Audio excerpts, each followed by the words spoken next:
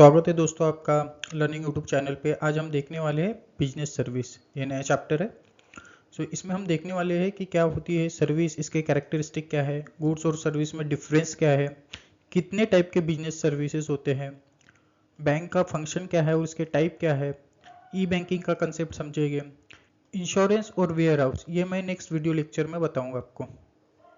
देखते हैं introduction. What are the business service. Business service का मतलब ये होता है ऐसी सर्विस जो हेल्प करती हो बिजनेस को, ताकि जो बिजनेस का फंक्शन है वो स्मूथली चले। ठीक है। अब ये कौन कौन सी सर्विस होती है, ये देखिए इमेज में। Banking service, transport service, warehouse service और कम्युनिकेशन सर्विस। इसको एक एग्जाम्पल के थ्रू समझते हैं। मान लेते हैं कि आप एक पेट्रोल पंप का बिजनेस करना चाहते हो। ठीक है। तो पेट्रोल पंप का बिजनेस करोगे तो आपको पेट्रोल लाना पड़ेगा पेट्रोल पंप तक सप्लायर से। तो आपको किस चीज़ की ज़रूरत पड़ेगी? ट्रांसपोर्ट की। ठीक है। तो ट्रांसपोर्ट सर्विस आ गया। इतना बड़ा बिजनेस आप करोगे तो आपको पैसे की ज़रूरत पड़ेगी। पैसा कहाँ से आएगा? बैंक से लोन लेना पड़ेगा। तो बैंकिंग सर्विस आ गई। ठीक है। और आपको इस बिजनेस में सप्लायर से भी बात करना पड़ेगा, कस्टमर से भी बात करना पड़ेगा, और भी जो स्टेक होल्डर है सबसे आपको बात करना पड़ेगा। तो इसके लिए कम्युनिकेशन सर्विस आ गई। करेक्ट। अब जो पेट्रोल आप रखोगे उसके लिए वेयर हाउस लगेंगे, तो वेयर हाउस सर्विस आ गई। ठीक है। तो ये क्या करते हैं, ये सर्विस हेल्प करते हैं बिजनेस को, ताकि बिजनेस का फंक्शन स्मूथली चले। क्लियर है? देखते हैं सर्विस और गुड्स और इन दोनों में क्या डिफरेंस आता है। ठीक है। फर्स्ट है इंटेंजिबिलिटी। तो सर्विस जो है वो इंटेंजिबल होता है और गुड्स जो है वो टेंजिबल होता है। टेंजिबल मतलब क्या? जिसे छू सकते हैं। तो फॉर एग्जांपल सर्विस के केस में मान के चलते हैं कि डॉक्टर अपने पेशेंट को एडवाइस दे रहा है कि सुबह जल्दी उठना, एक्सरसाइज करना, हेल्दी प्रोडक्ट खाना। तो ये एडवाइस क्या है? ये सर्विस है, इसे टच नहीं किया जा सकता। और ये देखिए दूसरी इमेज में ये कार है, ये क्या है? ये फिजिकल फॉर्म ऑफ गुड्स है, इसे टच किया जा सकता है। ठीक है। तो सर्विस इंटेंजिबल इन नेचर है और गुड्स टेंजिबल इन नेचर है। ठीक है। गुड्स को टच किया जा सकता है, सर्विस को टच नहीं किया जा सकता है। क्लियर? इनसेपरेबिलिटी। ठीक है। सर्विस को सेपरेट नहीं किया जा सकता है, गुड्स को सेपरेट किया जा सकता है। फॉर एग्जांपल कोई मैन्युफैक्चर है जो गुड्स को प्रोड्यूस करता है। ठीक है। और बाद में कस्टमर उसे बाय करता है और कंज्यूम करता है।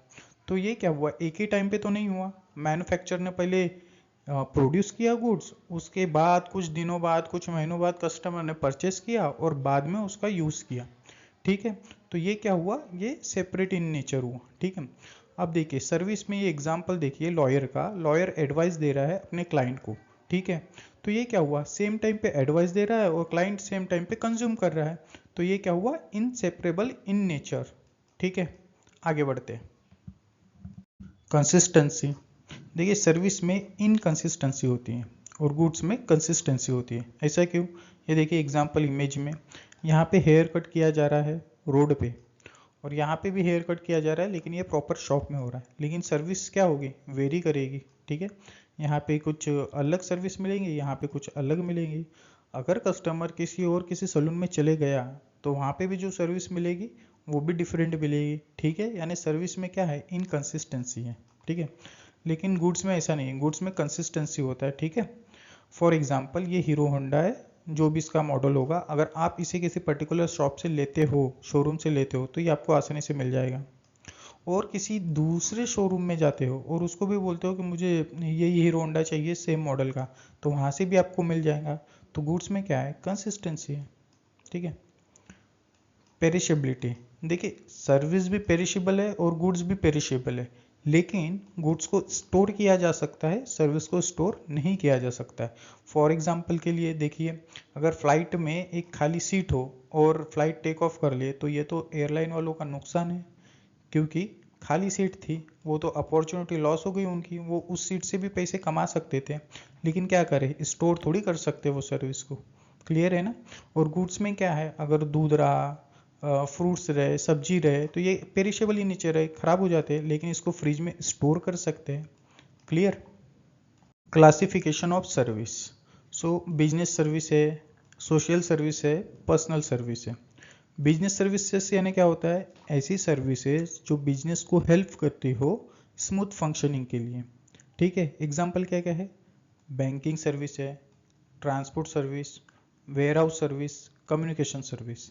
और सोशल सर्विस क्या होता है, ऐसी सर्विस जो लोगों का वेलफेयर करती हो। क्लियर, एग्जांपल के लिए क्या है, ये देखिए इमेज में फ्री हेल्थ कैंप चल रहा है, तो ये क्या है, लोगों को वेलफेयर के लिए चल रहा है फ्री ऑफ कॉस्ट, तो इसको ही कहते हैं social service. Personal service, personal service किसी इंडिविजुअल कस्टमर को दिया जाता है। ये एग्जांपल में देखिए, ये टूरिज्म का, ये मैडम है जो कि गाइड कर रही है एक इंडिविजुअल कस्टमर को रिगार्डिंग टूरिज्म। ठीक है, तो ये क्या हुआ, पर्सनल सर्विस। क्लियर है आपको ये तीनों सर्विस? आगे बढ़ते हैं। Classification of business services. इसके पहले हमने देखा कि सर्विसेज के कितने टाइप है, अभी हम देख रहे हैं कि बिजनेस सर्विसेज के कितने टाइप है। सो कौन कौन से टाइप है, banking services, insurance services, warehousing services, communication services. Clear है, ये इमेज में भी देख लीजिए। ठीक है, अभी इसको ही डिटेल में देखते हैं। तो बिजनेस सर्विसेज में पहला है बैंक। बैंक क्या करता है, डिपॉजिट एक्सेप्ट करता है और आगे लोन देता है कस्टमर को। ठीक है, कितने टाइप्स के बैंक है, तो कमर्शियल बैंक है, कोऑपरेटिव बैंक है, सेंट्रल बैंक है, स्पेशलाइज्ड बैंक है। ठीक है, इसको फर्दर डिटेल में देखते हैं अभी। तो टाइप्स ऑफ बैंक में फर्स्ट है कमर्शियल बैंक। ये क्या करती है, जो भी पब्लिक की और बिजनेस की फाइनेंशियल नीड्स है उसको फुलफिल करती है। ठीक है, एग्जांपल क्या है, state bank of India, Punjab national bank, HDFC bank, ICICI bank. ये देखिए इमेज में आप एसबीआई बैंक को देख सकते हैं। ठीक है, और इसके फंक्शन क्या क्या है, क्या क्या करती है commercial bank. So except deposit, deposit accept करती है और आगे लोन देती है, होम लोन, बिजनेस लोन। ठीक है, चेक फैसिलिटी प्रोवाइड करती है ताकि इजीली पेमेंट हो सके। फंड ट्रांसफर की भी सुविधा देती है, एक अकाउंट से दूसरे अकाउंट में फंड ट्रांसफर करती है थ्रू एनईएफटी, आरटीजीएस और आईएमपीएस। अदर सर्विसेज भी है like ATM facility, locker facility, credit और डेबिट कार्ड। ठीक है, तो ये सब फंक्शन है कमर्शियल बैंक के। स्पेशलाइज्ड बैंक, ये क्या करते हैं, ये बस स्पेसिफिक सेक्टर को ही फाइनेंशियल असिस्टेंस प्रोवाइड करती है। Example, EXIM bank, NABARD. NABARD क्या है, national bank for agriculture and rural development. तो ये बस रूरल डेवलपमेंट और एग्रीकल्चर को डेवलपमेंट करने के लिए फाइनेंशियल असिस्टेंस प्रोवाइड करती है। और एग्जिम बैंक क्या है, ये इंटरनेशनल ट्रेड को बढ़ावा देने के लिए फाइनेंशियल असिस्टेंस प्रोवाइड करते हैं। तो स्पेशलाइज्ड बैंक बस किसी एक पर्टिकुलर सेक्टर को डेवलप करने के लिए फाइनेंशियल असिस्टेंस प्रोवाइड करता है। क्लियर, देखते कोऑपरेटिव बैंक्स। कोऑपरेटिव बैंक्स क्या होते हैं, स्टेट कोऑपरेटिव सोसाइटी एक्ट के थ्रू ये गवर्न किए जाते हैं। ठीक है, और ये ज़्यादा करके बस अपने मेंबर्स के लिए ही काम करते हैं। एग्जाम्पल क्या है, Saraswat cooperative bank and Ahmedabad district cooperative banks. इनके फंक्शन क्या है, ये लोन प्रोवाइड करते हैं अपने ही मेंबर को, वो भी अफोर्डेबल। ठीक है, यानी ज़्यादा बैज नहीं लगाते हैं, कम बैज में लोन प्रोवाइड करते हैं, वो भी अपने ही मेंबर को। ठीक है, और ये स्पेशली देखने को मिलता है रूरल एरियाज में। क्लियर, सेंट्रल बैंक, ये क्या होती है, ये अपेक्स बॉडी है कंट्रीज के बैंकिंग सिस्टम में। ठीक है, एग्जांपल है रिजर्व बैंक ऑफ इंडिया। ये देखिए इमेज में reserve bank of India. Function क्या क्या होते हैं, ये मॉनेटरी पॉलिसी बनाती है, ये सुपरवाइज करती है और रेगुलेट करती है बाकी जितने भी कमर्शियल बैंक है उनको। ठीक है, करेंसी इशू करती है और वो एक्ट करती है as a bankers to the government. Clear है। ई बैंकिंग, ये क्या होता है, इलेक्ट्रॉनिक बैंकिंग, यानी जब आप किसी इलेक्ट्रॉनिक डिवाइस से बैंकिंग ट्रांजैक्शन करते हो उसको कहते हैं इलेक्ट्रॉनिक बैंकिंग। ठीक है, इससे फायदा क्या होगा, जो पहले बैंक में जाना पड़ता था फिजिकली किसी बैंकिंग ट्रांजैक्शन के लिए और लाइन में खड़ा रहना पड़ता था, लेकिन अभी इलेक्ट्रॉनिक बैंकिंग के वजह से ये प्रॉब्लम हट जाएगी। ठीक है, और 24/7 ये फैसिलिटी अवेलेबल रहती है, जिससे बैंकिंग ट्रांजैक्शन कैसे होंगे, कन्वीनियंट भी होंगे और एफिशिएंट भी होंगे। क्लियर, देखते हैं इसके फीचर्स क्या क्या है। इंटरनेट बैंकिंग, ये क्या होता है, जब आप अपने पीसी से इंटरनेट के जरिए कोई बैंकिंग ट्रांजैक्शन करते हो, लाइक फंड ट्रांसफर करना, बैंक बैलेंस चेक करना, किसी बिल का पेमेंट करना, उसे ही कहते हैं internet banking.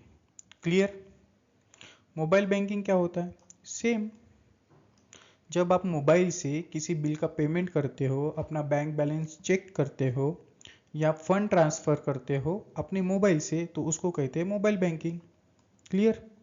ATM, automated teller machine, ये किस लिए यूज़ होता है? मनी विड्रॉल करने के लिए, बैंक बैलेंस चेक करने के लिए। क्लियर है? इलेक्ट्रॉनिक फंड ट्रांसफ़र, ये क्या होता है? जब आप एक अकाउंट से दूसरे अकाउंट में फ़ंड ट्रांसफ़र करते हो थ्रू इलेक्ट्रॉनिक डिवाइस, उसी को कहते हैं electronic fund transfer. For example, आप किसी ग्रोसरी शॉप में गए और उसका पेमेंट किए थ्रू डेबिट कार्ड, तो ये क्या हुआ? एक अकाउंट से दूसरे अकाउंट में पैसे चले गया। ठीक है? डेबिट कार्ड, क्रेडिट कार्ड, ये क्या होता है? ये एक प्लास्टिक कार्ड होता है जो कि लिंक होता है आपके अकाउंट से। इस कार्ड के जरिए आप पैसे विड्रॉ भी कर सकते हो और किसी का पेमेंट भी कर सकते हो। क्लियर? बेनिफिट क्या क्या है? सबसे पहले तो कन्वीनियंस है, क्योंकि आप ट्रांजैक्शन किसी भी वक्त कर सकते हो और कहीं से भी कर सकते हो। एफिशिएंसी बढ़ जाती है कस्टमर की। क्यों? जो पहले बैंक में जाना पड़ता था, विजिट करना पड़ता था ब्रांच में और अपने ट्रांजैक्शन के लिए वेट करना पड़ता था लाइन में लग के, वो टाइम और एफर्ट रिड्यूस हो जाएगा, जिसके वजह से एफिशिएंसी बढ़ जाएगी। ठीक है? सिक्योरिटी है। क्यों? क्योंकि आपको जो हर ट्रांजैक्शन आप करोगे वो प्रोटेक्टेड है थ्रू पासवर्ड, उसी को कहते हैं security. Thank you. Next lecture में मिलते हैं अभी, जहां मैं आपको इंश्योरेंस और वेयर हाउस के बारे में बताऊंगा। ये वीडियो आपको अच्छा लगा होगा तो प्लीज़ लाइक और सब्सक्राइब जरूर कीजिएगा।